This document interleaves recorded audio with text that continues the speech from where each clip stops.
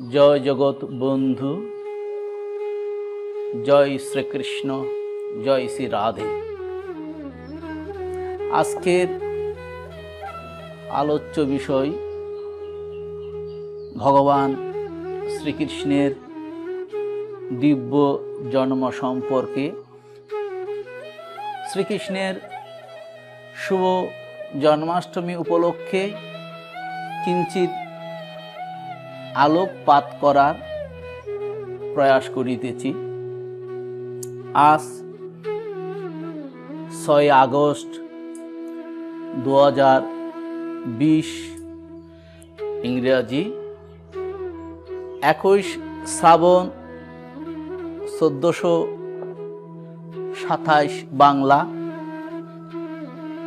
तो आगामीते जे श्रीकृष्णेर श्री भगवानेर अपराकृत दिव्य जन्मतिथिर स्मरणे सकल सनातनीय भक्तबिंदु आंतरिक भावे এই उत्सवके उद्यापन करार जन्य जे शुभ प्रयासेर एकटी प्रस्तुति चलছে।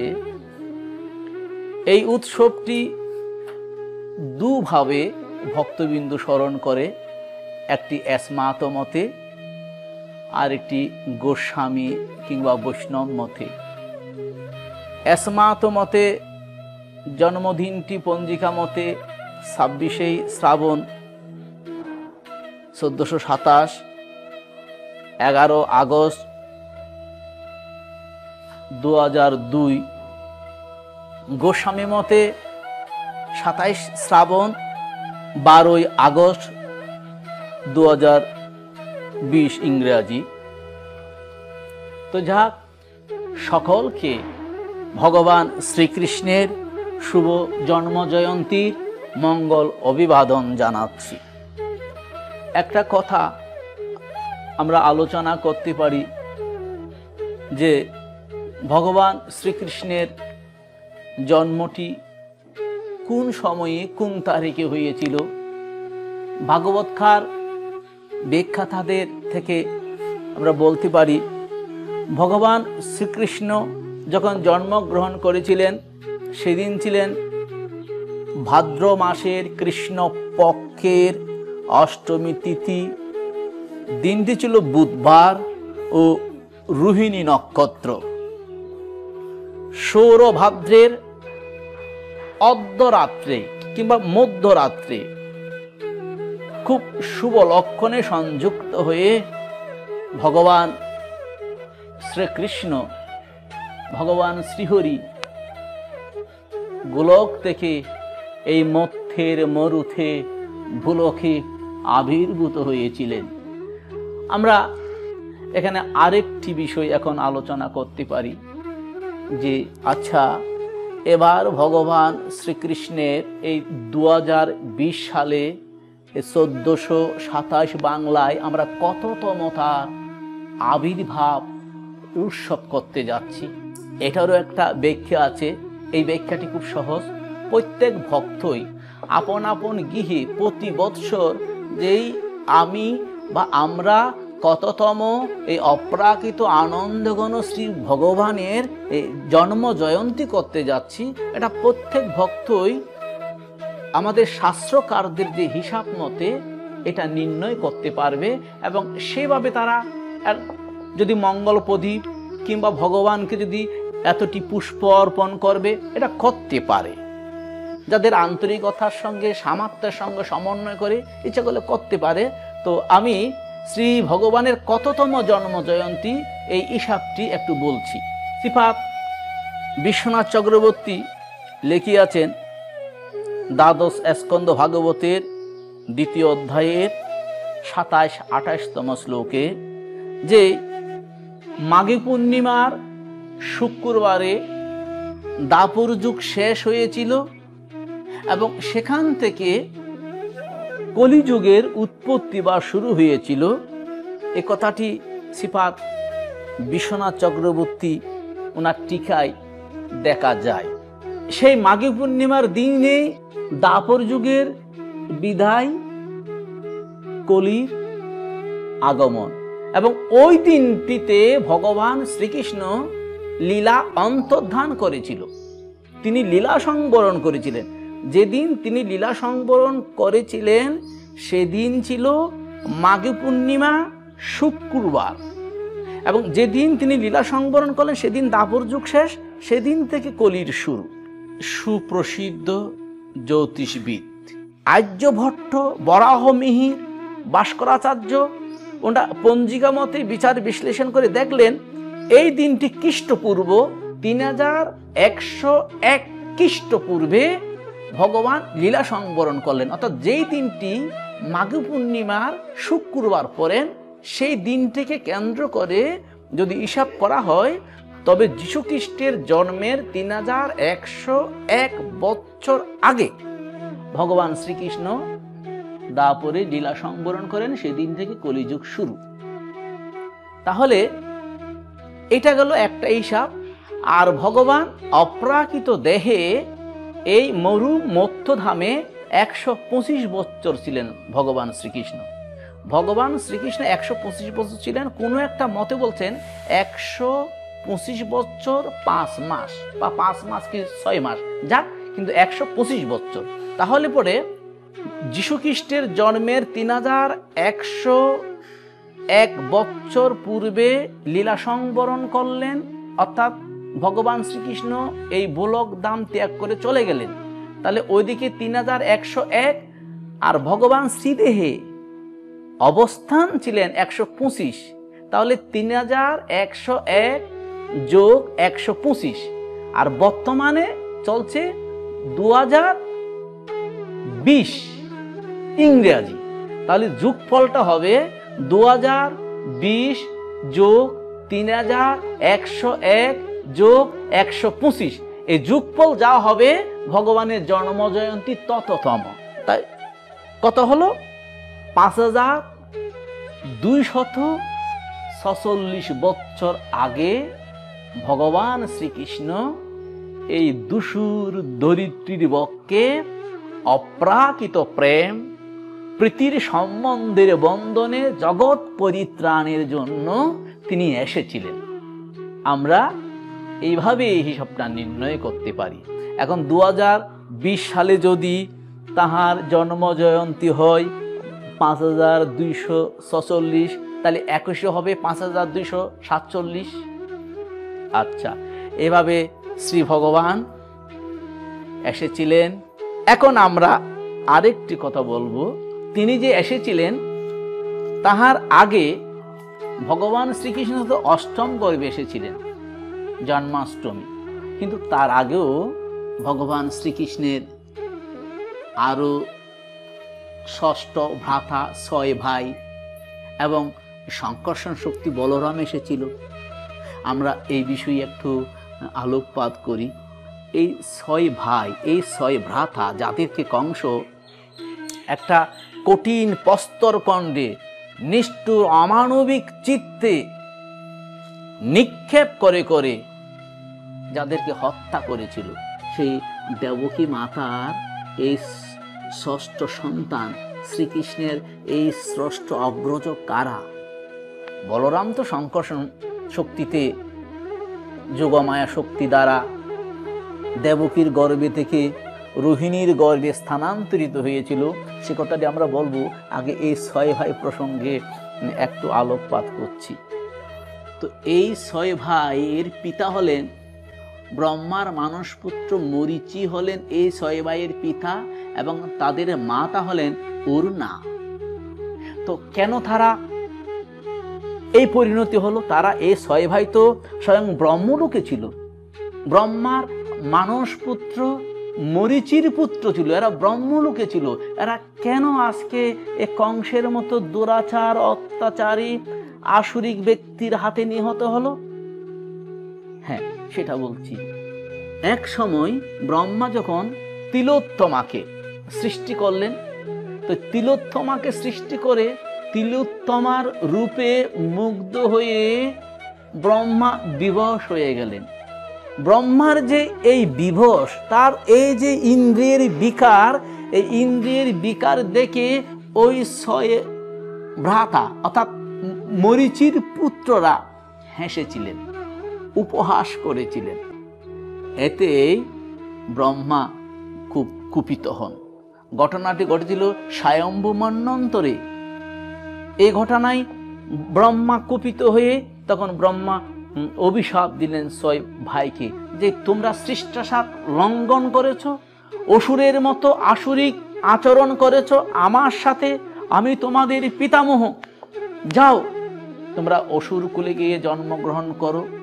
একথা বললে এই ছয় ভাই স্বয়ং ব্রহ্মার চরণ ধরে অনুনয় বিনয় করলেন, কান্নাকাটি করলেন যে আপনি আমাদের এমন নিষ্ঠুর অভিশাপ দিবেন না, আপনি ফিরিয়ে নিন।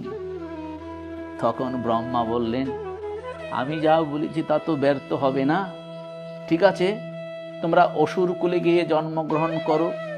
বৈবস্বত মন্বন্তরে অষ্টবিংশতি দাপর যুগে ভগবান শ্রীকৃষ্ণ মথুরায় আবির্ভূত হবেন।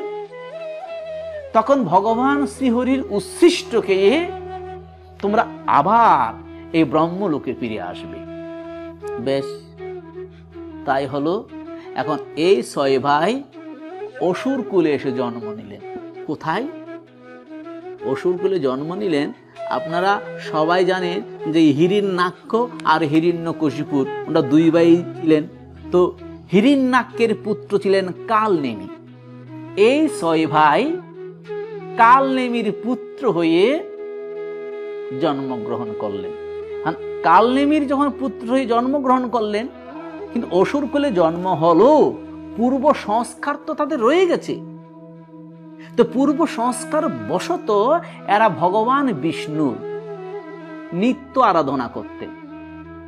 এরা যখন ভগবান বিষ্ণুর আরাধনা করতেন, তখন হিরণ্যকশিপুর একদিন দেখলেন, দেখে বললেন তোমরা পিতৃকুলের মর্যাদা লঙ্ঘন করছো, হে দুষ্ট, তোমাদের পিতৃকুলের যে শত্রু নারায়ণ, তোমরা তার পূজা করছো, অতএব এই পিতৃকুলের মর্যাদা লঙ্ঘন করার কারণে পিতৃহস্তে তোমাদের মৃত্যু হবে।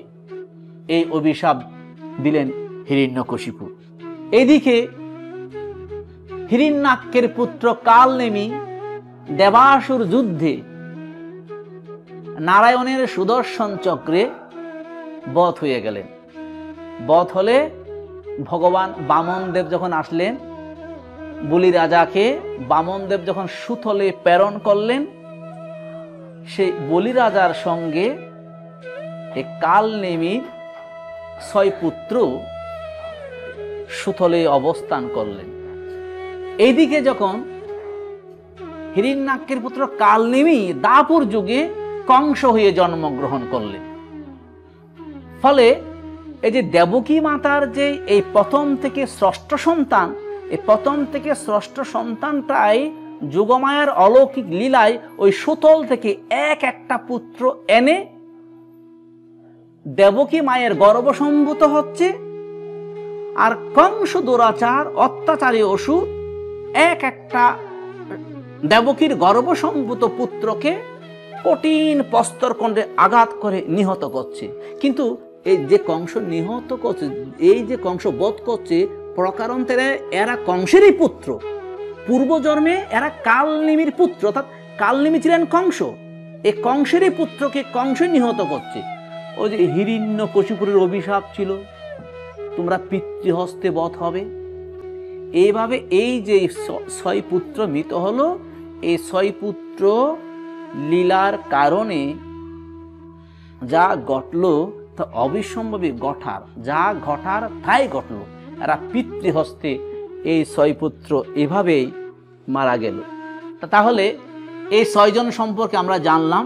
এখন আমরা সপ্তম জন্মে ভগবান বলরাম বলভদ্রের কথা আমরা বলবো। এখন এই ছয় পুত্র কংসের হস্তে নিধন হলেন। এবার ভগবান শ্রীহরি যোগমায়াকে বললেন, কারণ কংসের এই যে অত্যাচারের মাত্রা যে পূর্ণ মাত্রায় হলো, পূর্ণ মাত্রায় না হলে ভগবান শ্রীহরি আসেন না। এই ষষ্ঠ পুত্রকে এইভাবে যে নিধন করলেন, এতে কংস পাপের ভাগীও হলো, আবার অন্য যে একটি কারণ ছিল হিরণ্যকশিপুরের অভিশাপ, সেটাও হলো।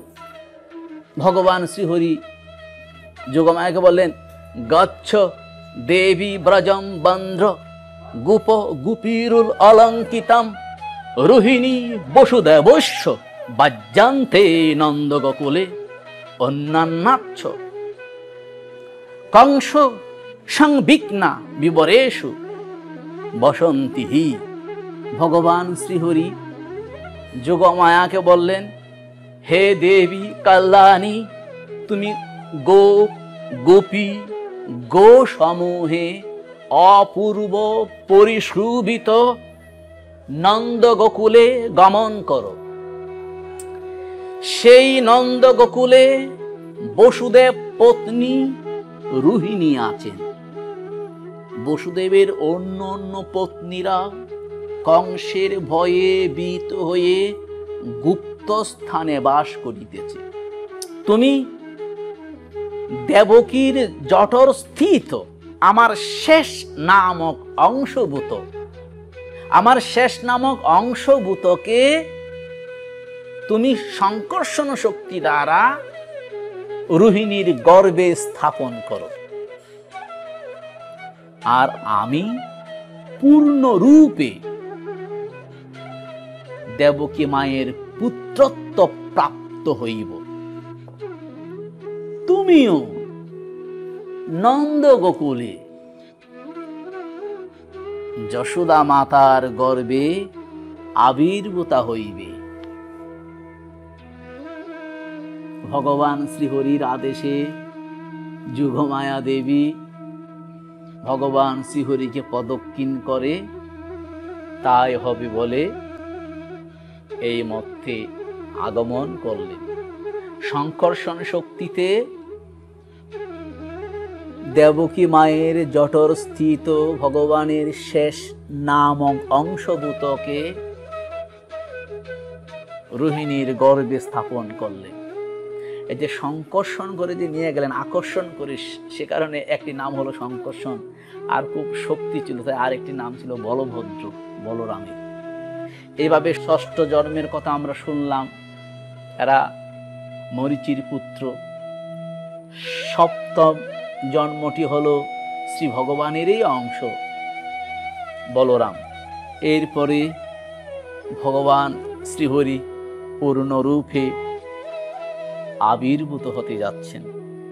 ভগবান শ্রীহরি আসবেন, দেবলোকে ব্রহ্মাণ্ডের সকল ভগবত অংশ বিগ্রহ যারা আছে, তারা সকলের মধ্যে জানাজানি হয়ে গেল। জ্ঞানী যোগী ঋষি সকলের মন আনন্দে প্রফুল্ল। স্বয়ং পূর্ণ শ্রীহরি, অপ্রাকৃত শ্রীহরি প্রাকৃত জগতে মানুষের বেশে তিনি জগতে আসবেন, মানবীয় লীলা করবেন, জগৎকে মোহিত করবেন।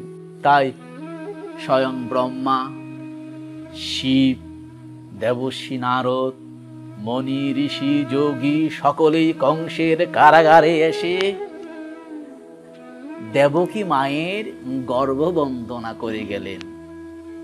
তারা অপরূপ মধুর স্তুতিতে গর্ভবন্দনা করছেন। সেই সবই তো বলা সম্ভব না, আমি দু একটা করে বলছি।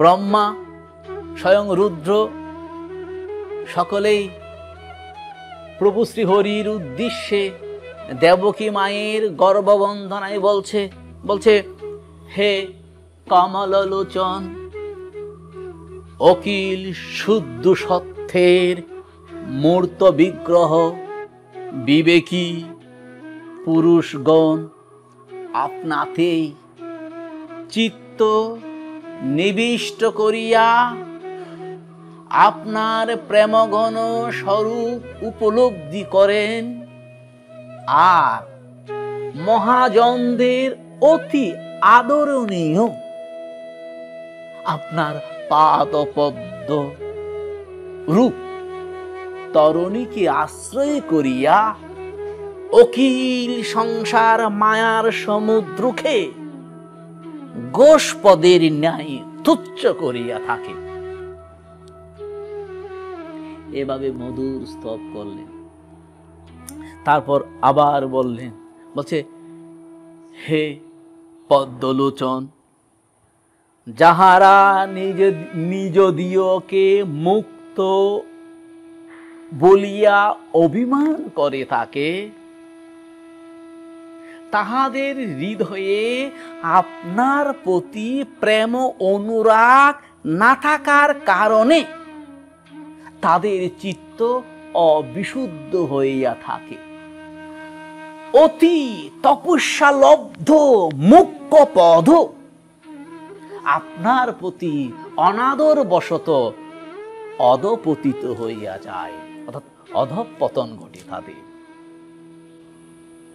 কিন্তু যে আপনার প্রেম অনুরাগ ভক্ত, আপনার চরণ পঙ্কজে যার প্রীতি প্রেম প্রীতি সতত নিযুক্ত, সেই ভক্ত এই ধরনের বিঘ্ন তাকে অধপতিত করতে পারে না, বরং সেই এই ধরনের বিপদের উপরে পা রেখে সেই অতিক্রম করে যায়। এভাবে মধুর স্তব করলেন। এভাবে অনেক ব্রহ্মা শিব দেবশীরা চলে গেলেন। এইদিকে প্রভু শ্রীহরি আবির্ভূত হলেন। অপ্রাকৃত প্রভু শ্রীহরি প্রাকৃত জগতে আবির্ভূত হলেন। খুব সুন্দরভাবে বর্ণনা করছে, বলছে, বালকের কমল নয়ন, চতুর্ভুজে শঙ্খ চক্র গদা পদ্ম, বক্ষে শ্রীবৎস চিহ্ন,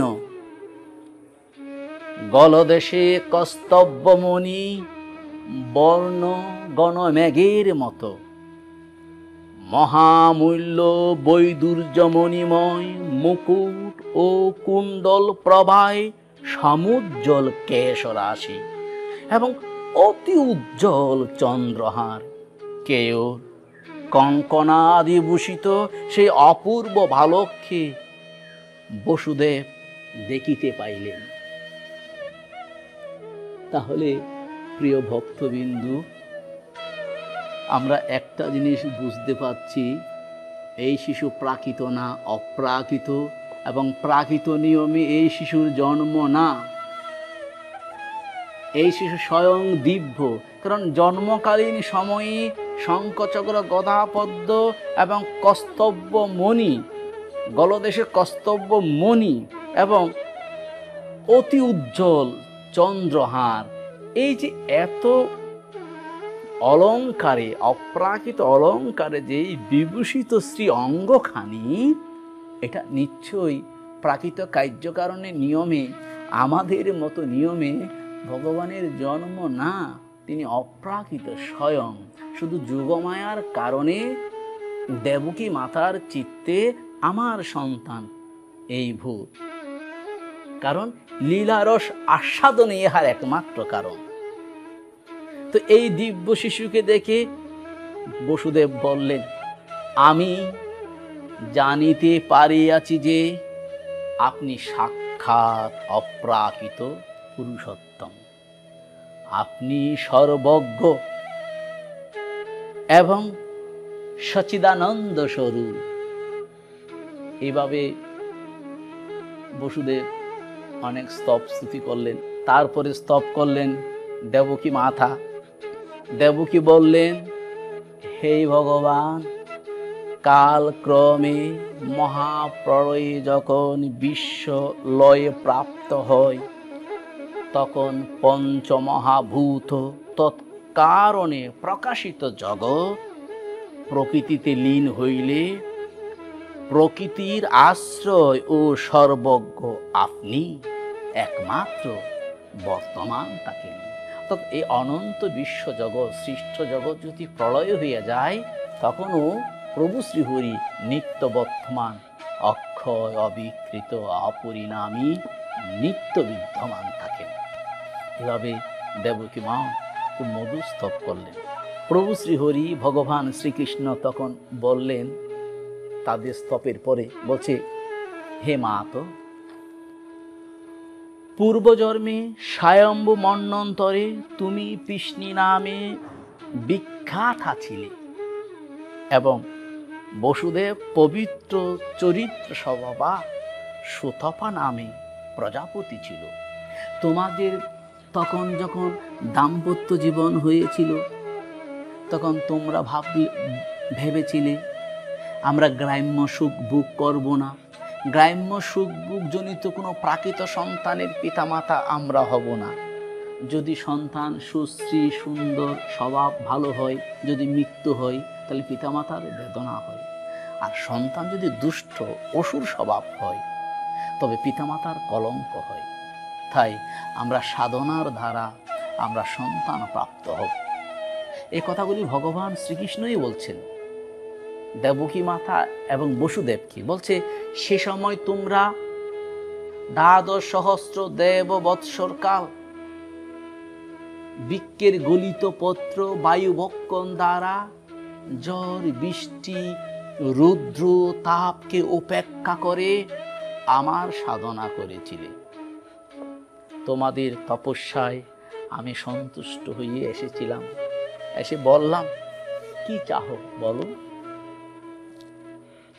তোমরা বলেছিলে হে প্রভু, যদি আমাদের তপস্যায় আপনি তুষ্ট হয়ে থাকেন তবে আপনার মতো অক্ষয় অবিনাশী উৎকৃষ্ট একটা সন্তান চাই। প্রভু শ্রীহরি বলেছিলেন তোমরা অন্য কিছু চাও, কিন্তু না, তারা ছিল স্থির অটল যে না, যদি তুমি যোগ্য মনে করো তবে তোমার মতো পুত্রই আমাকে দিতে হবে। তখন প্রভু শ্রীহরি বললেন তথাস্তু। এই বললে পিষ্ণি সুতপা চলে গেলেন, দাম্পত্য চলে গেলেন। তখন ভগবান প্রথমবার এসেছিলেন, সেটাকে বলে পিষ্ণি গর্ভ। তারপরে বামন দেবী এসেছিলেন। এবার প্রভু শ্রীহরি বললেন তখন যে আমি তোমাদের চতুর্ভুজ রূপে বর দিয়েছিলাম শঙ্খচক্র গদাপদ্ম হাতে, এবার আমি সেই শঙ্খচক্র গদাপদ্ম হস্তে আবির্ভূত হয়ে বরের সার্থকতা করলাম। কংস হতে কোনো ভয়ের কারণ নেই, তোমরা আমাকে গোকুলে নিয়ে যাও। তখন তো আমরা জানি যে প্রভুকে শ্রীকৃষ্ণকে গোকুলে নিয়ে গেলেন। তো এখানে আমরা একটা কথা বলতে পারি, আমরা যে জন্মাষ্টমীর উপবাসটা করি, এই যে জন্মাষ্টমীর উপবাস আমরা কেন করি? ঠিক কংসের কারাগারে দেবকী বসুদেব যেমন অত্যাচারিত ছিল, অনাহার অনিদ্রায় দিন কেটেছিল, ঠিক আজকেও আমরা মনে করব এই সংসার ভোগময় কংসের অত্যাচারে, মায়াময় সংসার কংসের অত্যাচারে আমরা অতিষ্ঠ। হে প্রভু, তুমি আসো, এসে আমাদের এই সংসার ভোগময় কংস অত্যাচার থেকে পরিত্রাণ দাও, তুমি আবির্ভূত হও। তুমি আবির্ভূত হও বলতে অর্থাৎ অপ্রাকৃত চেতনা ঘন, একটা অপ্রাকৃত আনন্দ ঘন চেতনার প্রকাশ ঘটাও, যাহাতে তোমার চরণের সঙ্গে একটা প্রীতিময় সম্বন্ধ করে আমরা এই সংসার মায়া সমুদ্র থেকে, এই ভোগময় কংসের অত্যাচার থেকে পরিত্রাণ লাভ করতে পারি। এই চেতনাটা কি, এই চেতনাটিকে ধারণ করে উপবাস করার নিয়ম। তাহলে একটা জিনিস আমরা বুঝতে পেরেছি যে ভগবানের জন্ম কিন্তু আমাদের মতন নয়, তিনি অজুনিজ অপ্রাকৃত। তাই গীতায় বলছেন জন্ম কর্ম চ মে দিব্য মেবং যু ব্যক্তি তত্ত্বত ত্যক্তাং দেহং পুনর্জন্ম নৈতি মামেতি সহ অর্জুন। হে অর্জুন, আমার জন্মকর্ম দিব্য, ইহা যে জানে তার আর পুনর্জন্ম হয় না। ভগবান শ্রীকৃষ্ণ দেবকী মায়ের পুত্র হয়ে আসলেন, কিন্তু আমাদের মতো কার্যকারণে গর্বসম্ভূত না, ওটা যুগমায়ের অপ্রাকৃত লীলা, গর্ভলক্ষণের প্রকাশ, আবার গর্ভলক্ষণ তিরোহিত মাঝখানে পুত্রের মামত্ব ভুদে বাৎসল্য প্রেমে শ্রীহরিকে ভালোবাসা, আর ভগবান শ্রীহরির ভালোবাসার বাৎসল্য প্রেমের আস্বাদন নেওয়ার জন্য তার এই নরলীলা। বস্তুত প্রাকৃত কোনো কার্যকারণের সঙ্গে সম্বন্ধের সংযোগ নেই।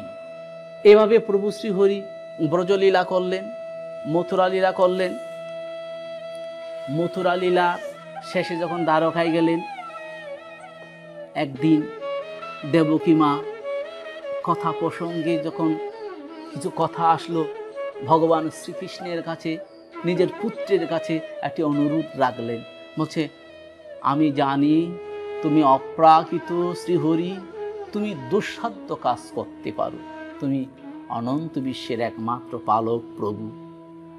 তুমি যে তো শান্তিপনি মনির, তোমার গুরুদেবের দক্ষিণা স্বরূপ তার বহুদিন পূর্বের মৃত পুত্রকে জমালয় থেকে ফিরে এনেছ।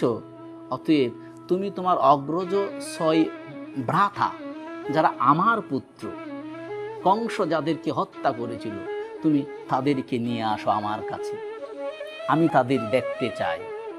মায়ের অনুরোধে ভগবান শ্রীকৃষ্ণ বলরামকে সাথে নিয়ে সেই সুতলে প্রবেশ করলেন। সুতলে গিয়ে বলি রাজার সংরক্ষণে ছিল এই 6 ভাই। এই 6 ভাইয়ের নাম কি ছিল? বলছে, একজনের নাম সুর, উদ্গীত, পরিশভঙ্গ, পতঙ্গ, ক্ষুদ্রভূ ও গিনি। এই 6 ভাইকে ভগবান শ্রীকৃষ্ণ এনে দেবকী মায়ের কাছে দিলেন। এই 6 ভ্রাতাকে দেখে দেবকী মায়ের হৃদয়ে অনেক অনেক বাৎসল্য প্রেমের উদয় হলো। স্তন থেকে দুগ্ধকরণ হচ্ছে। মা বাৎসল্য প্রেমের আবেশে এক এক পুত্রকে বক্ষে জড়িয়ে ধরে স্তনসুধা পান করালেন। শেষে আবার ব্রহ্মারই বরে ভগবান শ্রীকৃষ্ণের উৎসৃষ্ট দেবকী মাতার স্তন সুধা পান করে তারা আবার ব্রহ্মলোকে স্বলোকে ফিরে গেলেন। তো এখানে একটা কথা বলছি যে দেখুন, যে ব্রহ্মলোকে যে যায়, ব্রহ্মলোক থেকেও বিচ্যুতি হতে পারে। এই কথাটাই গীতাতে শ্রী ভগবান বললেন অর্জুনকে, বললেন, আ ব্রহ্ম ভুবনালোক পুনরাবৃত্তি সহর্জুন মামুপাথ্যে তকন্তেয় পুনর্জন্ম ন বিদ্যতে। হে অর্জুন, কেউ যদি ব্রহ্মলোকেও যায়, সেখান থেকেও তার বিচ্যুতি হবে। মামুপাথ্যে তকন্তেয়, যদি আমাকে পায় তবে আর তার পুনর্জন্ম হবে না, তার আর জন্ম মৃত্যু হবে না। এই যে ব্রহ্মার মানস পুত্র মরীচির এই ষষ্ঠ পুত্রের ব্রহ্মলোক থেকে বিচ্যুতি, দানব কুলে আসা অর্থাৎ অসুর কুলে আসা, আবার সেখান থেকে কংসের হস্তে নিধন, এই যে বিচিত্র জীবনের বিচিত্র বক্রতা, যতদিন না পর্যন্ত আমরা প্রভু শ্রীহরিকে প্রেমের সম্বন্ধে আস্বাদন করে তার অমৃত রসগণ স্বরূপ উপলব্ধি করতে পারবো না, ততদিন পর্যন্ত আমরা মায়াময় জগতের জন্ম মৃত্যুকে এড়াতে পারবো না। তাই আসুন সকলে আমরা প্রভুর শ্রীচরণে ভক্তি প্রীতিতে জয়যুক্ত হই। পরিশেষে প্রভুর কাছে প্রার্থনা জানাই, পরামুক্তি যেমন বাঞ্ছনীয়, সেই সাথে ইহজীবনও মঙ্গলময় হোক। তাই জন্মাষ্টমীর শুভ মুহূর্তে প্রার্থনা, হে প্রভু, তুমি আসো, আবারও কংসের অত্যাচারে মানবতার জাতীয় দুর্দিন তুমি সুষ্ঠু সুন্দর বিনির্মাণে তুমি আবার আসো। বাঙালি জাতির জাতীয় জীবনে সাম্প্রদায়িক সম্প্রীতি আনয়ন করো। আর তোমার লীলাভূমি পবিত্র ভারত মাতা চতুর্দিকে আসরিক শক্তি দ্বারা আক্রান্ত। তুমি শুভ বুদ্ধি দান করো, সকল জাতিকে, মানবতাকে, বিশ্বকে অশুভ শক্তির হাত থেকে রক্ষা করো। জয় রাধে, জয় শ্রীকৃষ্ণ, জয় জগৎবন্ধু হরি।